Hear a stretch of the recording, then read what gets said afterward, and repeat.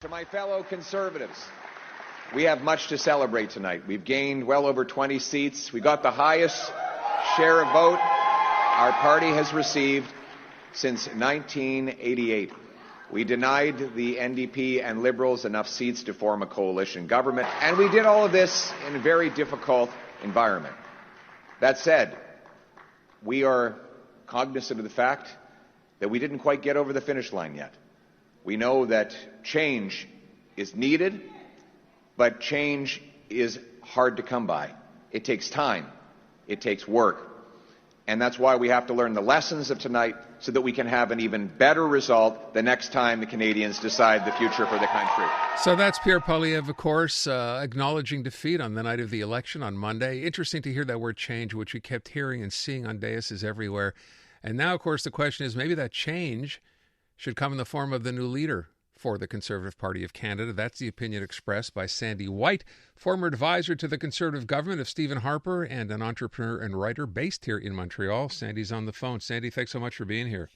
Thank you very much for having me. I'm looking, and I read over what you had written, and there's so much in here that got talked about during the campaign itself, and we began to acknowledge this, I think. Obviously, once Mark Carney got into the race and Justin Trudeau was no longer in here, if you went all the way back to before this campaign, to when Justin Trudeau resigned, or, in December, I guess just before Christmas, what should have happened then that didn't happen as far as Pierre Poilievre's campaign was concerned? Yeah, and I think that becomes one of the key questions of this entire election right now. Pierre Poilievre, for a very long time, has had high negatives, meaning that he is not an immensely popular leader. And the one thing that stands out to me is that the party for a long time has been more popular than him, meaning that he's sort of a drag on the party's vote. That came down to personality, that came down to tactics, that came down to a refusal to pivot and address the Donald Trump situation. I think I wrote a comment in that article where at one point I was at an event with him and he was asked quite pointedly if he did need to change strategy at all.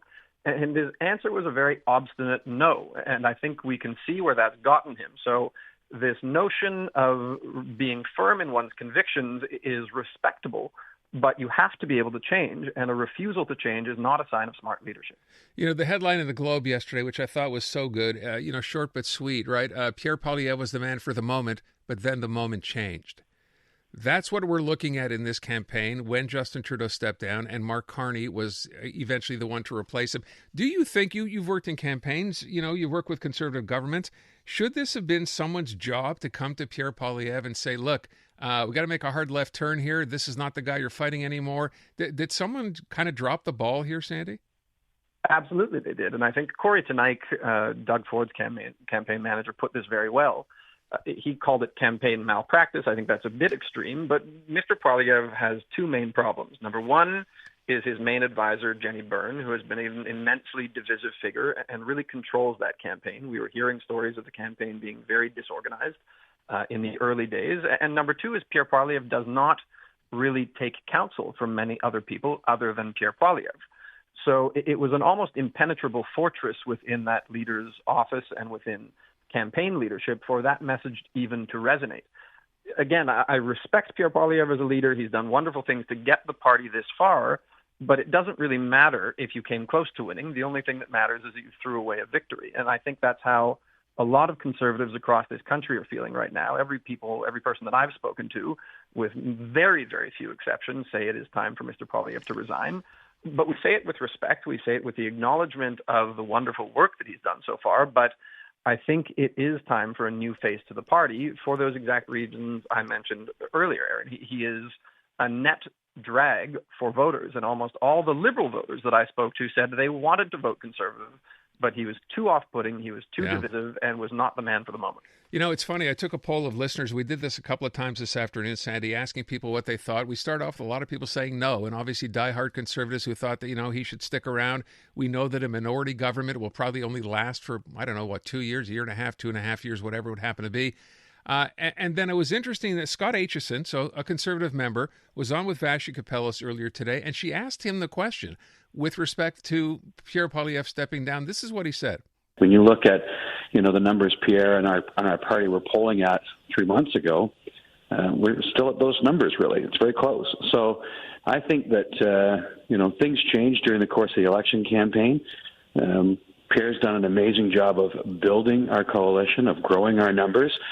And so I would say that this is victory delayed, not victory denied.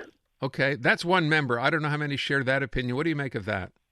Well, I think a bit of the issue here, Aaron, is that a lot of the caucus does share that view. And Scott Aitchison is right. The party is only off about 2 or 3 points in the share of the popular vote from their pre-campaign high in the polls. They were at around 44, 45%. On election night, they ended up at almost 42%. That's not a conservative collapse as much as it was a liberal resurgence. But the calculus that they are going to make right now, that Pierre Poilievre is going to stay as the leader of the opposition, which means someone needs to resign their seat in the House so he can run, that we're going to have another 1 or 2 years of Pierre Poilievre barking at everyone on the television is going to endear him more to Canadians. I think that is a miscalculation.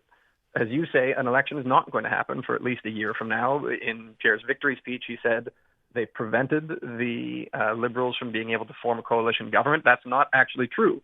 The Liberal and the NDP vote together right now, or the seats together, can keep them in power for a long time. The NDP's broke. That party is almost completely devastated. They are not in an election mood right now.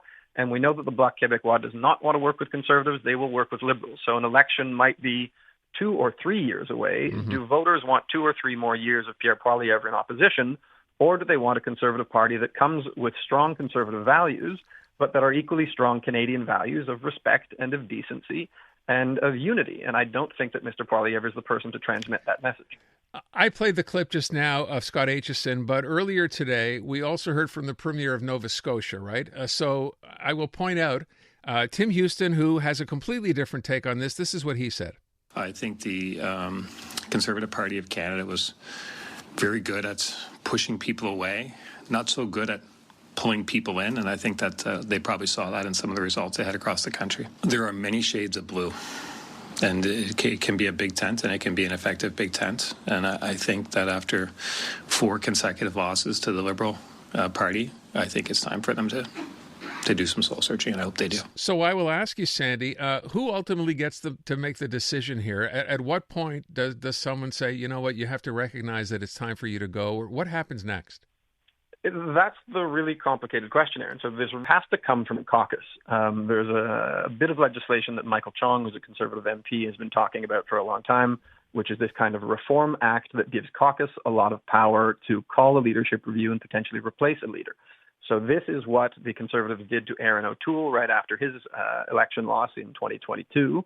And you're going to see this sort of happen again, where it is going to be in the hands of caucus, and that caucus is a Pierre Poilievre caucus. So I will admit that it is going to be difficult to replace him as leader, but I think the calls are going to start to mount. You can't have people like Tim Houston, Doug Ford, more importantly, the premier of the most powerful and biggest province in this country, other leaders that have reached out to me since I wrote this article talking about the fact that they really have a bad relationship with Pierre Poilievre and his team and maintain unity within the Conservative movement, the Conservative family. So I think there is a very strong base that, you know, those who like Pierre Poilievre really, really like him. But then a lot of Conservative voters, myself included, voted for him sort of holding our noses a little bit. And again, I try to say these things with an immense amount of respect. He is a brilliant parliamentarian. He has driven the conversation for change in this country. To his credit, the Liberals stole half of his bloody platform. So I think it comes down to who can present this message that Mr. Poilievre has had his shot, but that he missed it. You can't blow a 25-point lead and expect to hang around, no matter how well you did compared to past attempts. So I think we're going to need to see that change. But as you say, it's going to be a complicated one. I will ask you as we wrap up here, Sandy, with respect to how this plays out. I just read a piece now suggesting the caucus is busy and Pierre Poilievre is busy on the phone. We haven't heard from him since Monday night, looking to, basically get some support here. It doesn't look like he's ready to go anywhere. How long is this scenario here to play out? Well, that's the difficult part. This could play out for a month, a year, or 2 years. So it all depends on the taste in the mouth of Conservative donors, of influential people around the party. There is division. You're seeing a lot of reports in the Globe and the Star and in other papers where anonymous sources are doing some sniping. I think people who feel that there need to be a change need to come out and say that vocally. They need to put their name out there. And I think that is going to get people recognizing that we can do this in a way that is respectful. We can do this in a way that keeps the party united. The last thing we want is major divisions within the Conservative Party. It's bad for the party and it's bad for the country at a moment where Canadians need unity. But there does need to be new leadership here, and it's going to be a bit of a complicated process in order for that to happen. But things change quickly, Aaron, so it might be tomorrow. Who knows? I'm going to ask you as we wrap up, what's your best bet, leaving or staying? Right now, I think he stays for maybe the next few months, but I think the calls are going to start to mount. Sandy White, appreciate your time. Thank you so much. Thank you.